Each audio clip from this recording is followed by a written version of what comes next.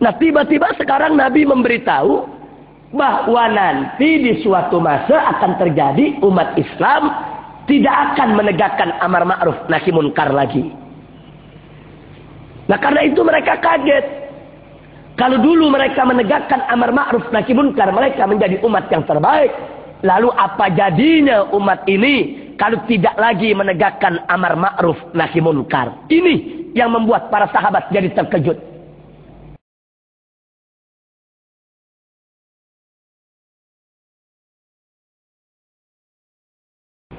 Wala haula wala quwata illa billah.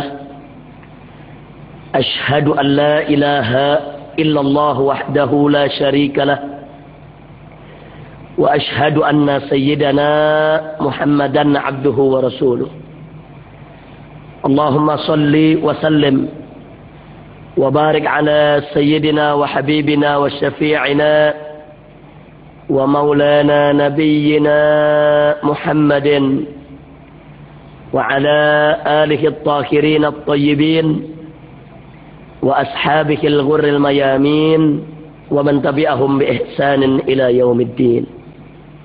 Pada kesempatan ini terlebih dahulu saya ingin mengajak kepada semua kaum bapak, kaum ibu, pemuda-pemudi untuk bersama-sama kita sejenak mengkaji satu hadis yang pernah disampaikan oleh Nabi alaihi salatu wassalam sebagaimana diriwayatkan oleh Abu Umamah Al-Bahili radhiyallahu taala anhu,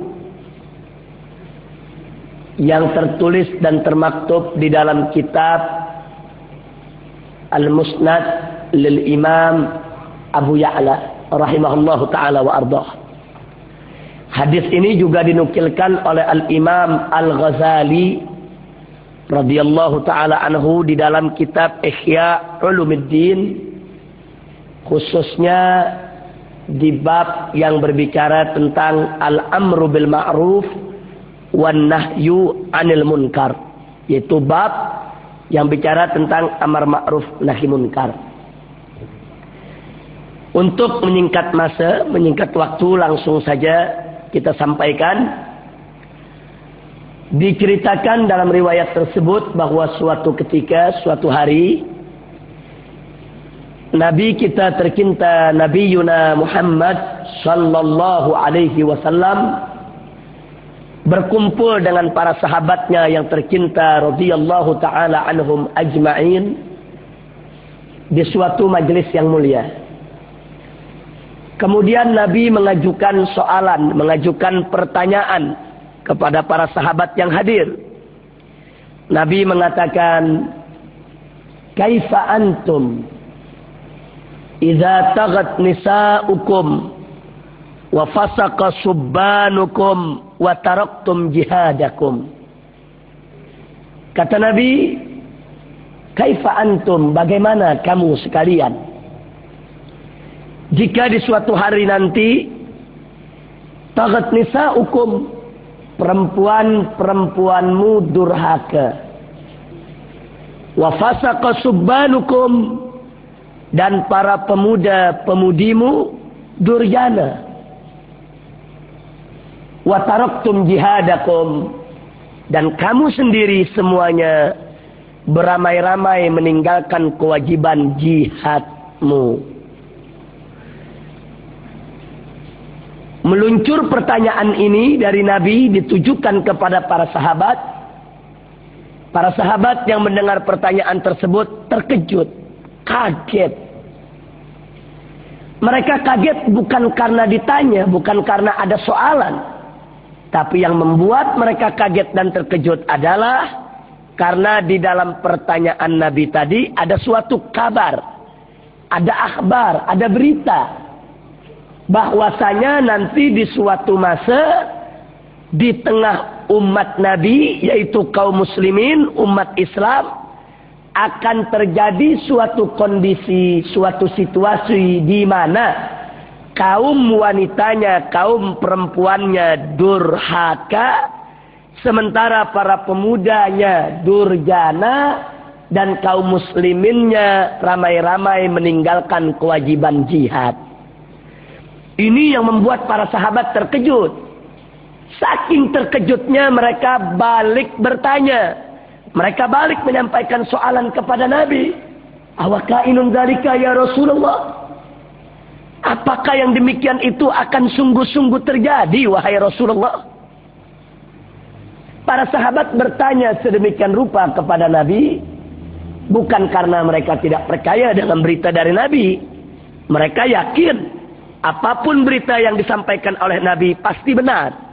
Dan kalau Nabi bercerita tentang suatu kejadian peristiwa di masa yang akan datang, niscaya bakal terjadi. Kenapa?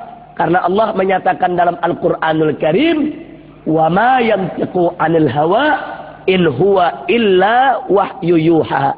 Tidaklah Nabi Muhammad itu mengucapkan suatu kata, suatu ucapan dari hawa nafsunya, melainkan merupakan wahyu yang diwahyukan oleh Allah kepadanya. Jadi sabda Nabi adalah wahyu Allah, ucapan Nabi adalah wahyu dari Allah.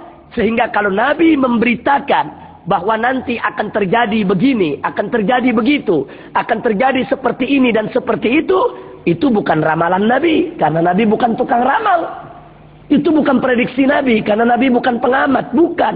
Tapi itu adalah wahyu dari Allah, dan berita tersebut pasti benar. Nah, ini yang membuat para sahabat bertanya. Jadi bukan karena sahabat tidak percaya, mereka percaya, beriman bahwa Nabi beritanya pasti benar. Tapi mereka terkejut, kaget. Kok kondisi umat Islam seperti itu? Akhirnya Nabi menjawab. Kata Nabi, "Na'am, walladzi nafsi biyadihi wa asyaddu minhu sayakun." Ya, kata Nabi, yang demikian itu akan terjadi. Walladzi nafsi biyadihi, bahkan kata Nabi, beliau bersumpah demi zat yang jiwaku ada di tangannya, yang jiwaku ada dalam kekuasaannya, wa asyaddu minhu sayakun, nanti yang akan terjadi di tengah aku punya umat lebih teruk lagi dari itu. Lebih buruk, lebih jelek, lebih bejat. Para sahabat makin kaget. Mereka bertanya kepada Nabi, "Wa ma asyaddu minhu ya Rasulullah?" Apa itu kondisi yang lebih teruk dari itu wahai Rasulullah? Nabi pun menjawab. Kembali jawaban Nabi dengan soalan, dengan pertanyaan. Beliau jawab, kata Nabi, "Kaifa antum?" Bagaimana kamu sekalian, hei sahabatku, hei umatku, hei pengikutku, idza lam ta'muru bima'rufin wa lam tanhau 'an munkarin.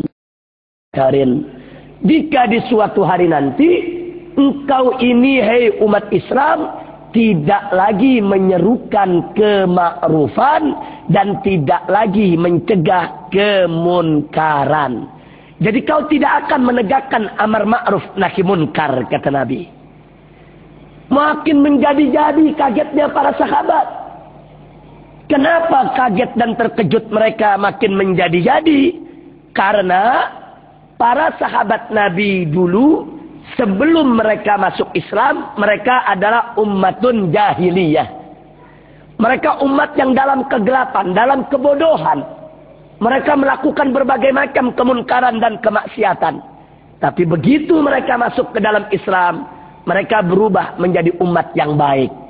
Bahkan begitu mereka mendalami Islam, mereka berhasil tampil sebagai umat yang terbaik.